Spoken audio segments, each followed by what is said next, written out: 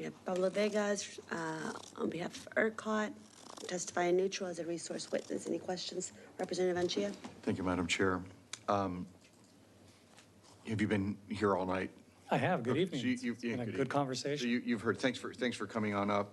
I always find that I learn a lot at the end of the public testimony when we bring our resource witnesses up. You've heard criticism about not having a reliability. I say criticism, observations about not having a reliability standard. Is 1 in 10 the right reliability standard? I think it's the start to a good reliability standard. When we are talking about a reliability standard, we're describing it a little bit more broadly to address 3 facets. 1 in 10 is the frequency. So we think it's important to have a reliability standard that describes how often you think it's reasonable that there could be the potential for a load shed event.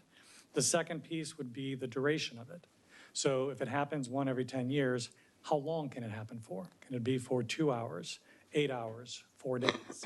It's a very important criteria.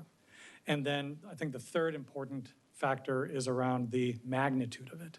How big of a load shed event could you have? So would it affect 1,000 customers, 1 million customers, 10 million customers? So if you take those 3 variables and you combine them and you put parameters on all 3, you could have the foundation of a really good, robust reliability standard that sets expectations for what consumers can expect and also provides the guideposts then for how you would design the market incentives and price them out in order to deliver on it. And when you say put parameters around each of these variables, meaning ranges of outcome, is that what you're referring to? Or specific goals. To say like 1 in 10 is a goal for the frequency, you could say our goal on the duration would be no longer than 2 hours or 4 hours. We'd never want a consumer in Texas to experience longer than this duration, so you set a boundary on it. And then similarly, we would never want to have more than 500,000 customers out at a time. And so if you set those boundaries, and then you ran those through the models to determine what you needed in terms of a generation mix, it would describe what you need in the market, what you need on the generation supply to achieve that standard. How hard is it to run it through the models? Do you have to run multiple scenarios? Is this a month-long process? Is it a day-long process, a week-long process? It's an iterative process that would happen over the course of weeks and months. Mm-hmm. It's something that ERCOT is starting to do in conjunction with the PUC as they've opened up a project to begin the process of a reliability standard. So this is something we are already beginning to make sure we can get the models in place to take those different parameters, set goals around them, and then determine what the impact is when you execute them. I know you're not a policymaker. Representative Dean alluded to this earlier. We're trying to wrestle with what the parameters are on cost. I mean, I think all of us are sensitive to consumer costs, be they industrials or residential customers. I think the sense that let me ask this question. Is it harder for residential customers to modulate their load and avoid costs, or is it easier for them to do so? In other words, do costs more often fall on residential, the people who vote for us, or industrials that we very much care about because they help drive our economy? Yeah, definitely the residential class is a more variable customer class, meaning they're more sensitive to factors that they have less control over, like weather. So as an overall class, the residential class is one of the more variable classes. So because we're sensitive to our neighbors and our communities that we represent, how should we be thinking about, again, we're policymakers, but what are the things that we should be considering in coming up with some sort of cost containment, whether it's in SB7 or in another guardrail proposal, without being overly prescriptive? I think the challenge, and it is a challenge, I recognize this is difficult because the easiest answer would be to find a hard number and say, let's just put a hard number in place and constrain ourselves to it. But as I think a lot of witnesses today have explained clearly, is that markets don't tend to work that way. It'd be like saying, what do we have to set, the price of oil to be in order to ensure we can all have gasoline? It doesn't quite work that way. So the way I would think about it is this, is when you define the reliability standard, it's going to describe a resource mix needed in the state of Texas to achieve it.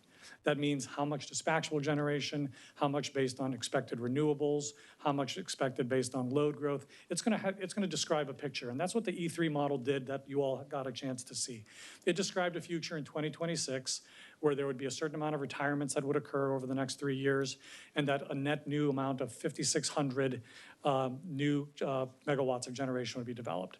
And so that really is the very simple answer, is that based on their assumption of a 1 in 10 standard, running their models through to achieve that in 3 years, about 5,600 megawatts would need to be built. In order to build that, roughly $460 million a year net incremental cost needs to come into the market in order to support that. So you can directly tie what the picture is that comes out of the reliability standard to how much it's going to cost to get there. Because the market, if left to run efficiently, and you put in an efficient mechanism in place to do so, it will drive to the lowest cost way of meeting that obligation. And so if it was more stringent than 1 in 10, as Carrie suggested, and it needs 6,000, 7,000 megawatts to achieve a standard, you could directly correlate how much money does the market have to produce to incentivize developing that amount of generation. And that's very quantifiable. We know the cost of new entry. We know the cost to build power plants.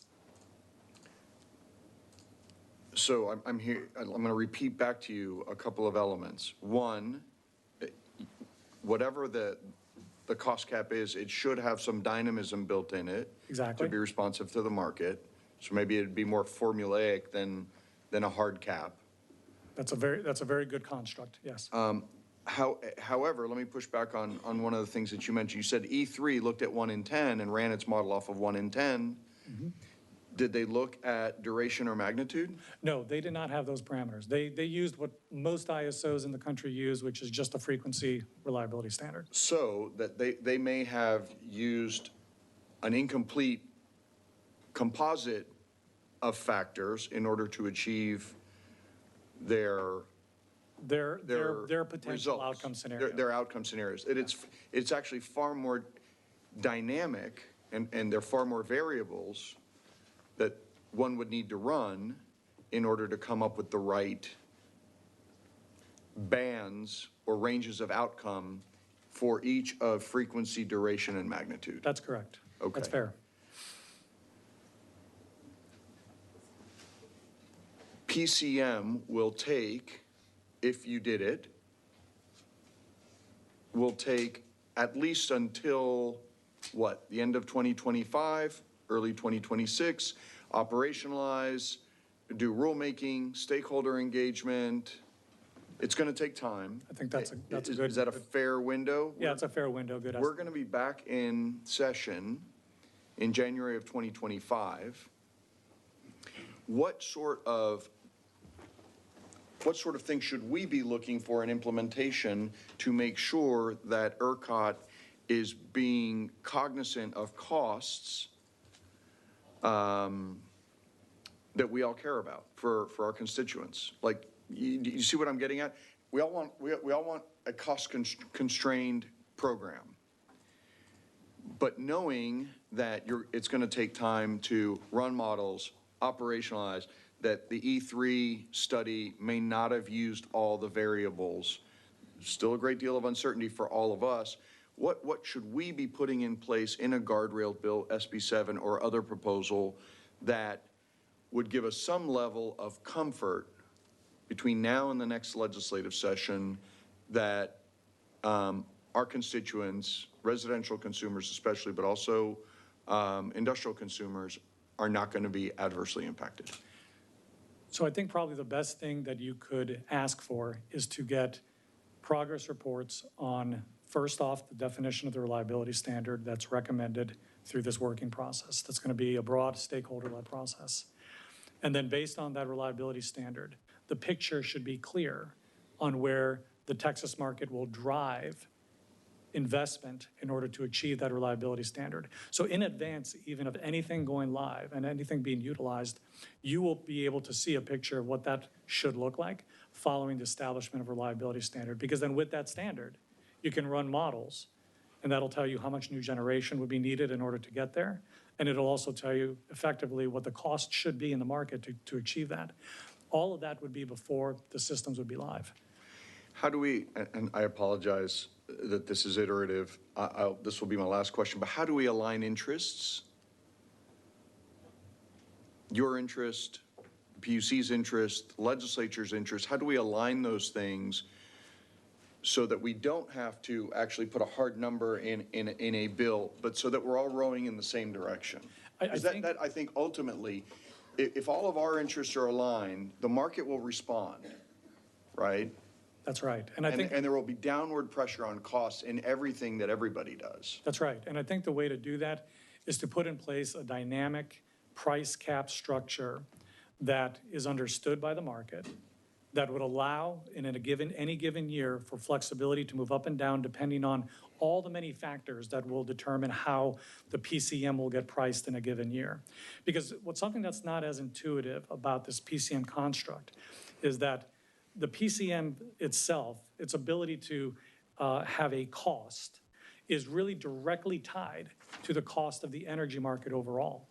And in scenarios where the cost in the energy market for consumers is very low, meaning we've got very moderate temperatures, we really are not incurring a lot of incremental generation to meet obligations, and costs are very low, that is when the PCM itself would have more value and cost. Because if you think about it, it's intuitive, because it's intended to drive towards a reliability outcome. So if generators aren't making money in the regular energy and ancillary service market because costs are low, PCM fills in that gap and it has a higher cost. But in those scenarios, customers are already paying lower prices in that scenario. So that increased PCM still is below the average cost.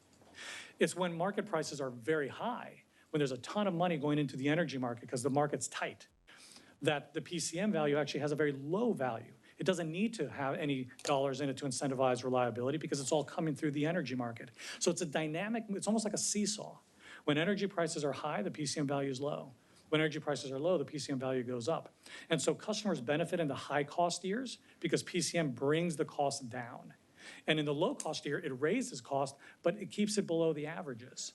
And so all of this is done in a way to drive towards a reliability outcome. So the way to stay aligned is to have a dynamic price cap in place that works like the energy market works today, allows the market to work, allows the PCM to deliver those reliability signals consistently, and that way you'll get the reliability that you want at the lowest possible cost for consumers.